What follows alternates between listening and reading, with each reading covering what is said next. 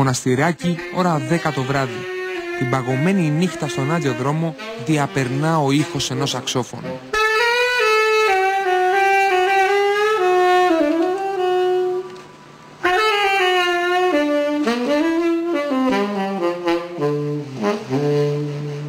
Ο σαξοφωνίστας δεν δίνει την παράστασή του σε ένα κεντρικό σημείο για να βγάλει χρήματα.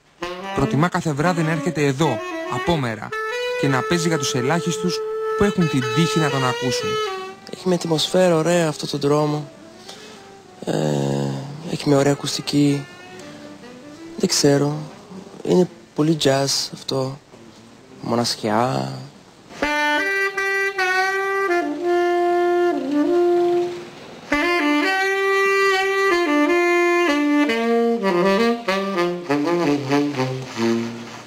Είναι ο Ροντρίγκο από τη Βραζιλία. Βρίσκεται στη χώρα μας 2 χρόνια τώρα και κάθε βράδυ στείνει τη δική του jazz μουσική σκηνή στην οδό Ηφαίστου. Μερικές φορές προτιμώ να είμαι εδώ, ναι, από μια jazz σκηνή. Ροντρίγκο, οι περισσότεροι καλλιτέχνες πηγαίνουν για το χρήμα στις μέρες μας. Πηγαίνουν σε μια jazz σκηνή, παίζεις καταπληκτικά σαξόφωνο. Εσύ γιατί προτιμάς το δρόμο, γιατί προτιμάς εδώ την Ηφαίστου? Τι είναι αυτό που σε κρατάει εδώ, τι είναι αυτό που σε εμπνέει εδώ? Κοίτα, εγώ ψάχνω αλήθεια και μου φαίνεται, δεν είναι κάτι που μου φαίνεται, αλλά όταν νιώσω που μπορεί να είναι η τέχνη ψεύτικη, δεν το κάνω αυτό. Οπότε εδώ για μένα είναι αλήθεια, κάπως έτσι.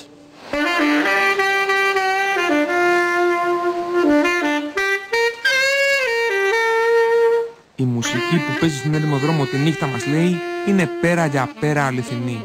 Μου αρέσει γιατί αυτό. Έχω μια επικοινωνία με τελεσινό άνθρωποι, τους δρόμους. Και γίνεται πολύ όμορφα πράγμα μερικές φορές. Ναι. Κόσμο που κάτσει, που ακούς, που μιλάει ωραία, που καπηρίζει με ένα σιγκάρο, μου φέρει μια μπύρα.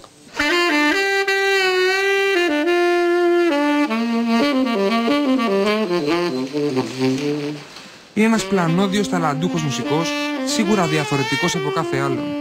Αν ο δρόμος θα σας φέρει από εκεί, σταθείτε για λίγο να τον ακούσετε. Η μελωδία του θα σας ταξιδέψει.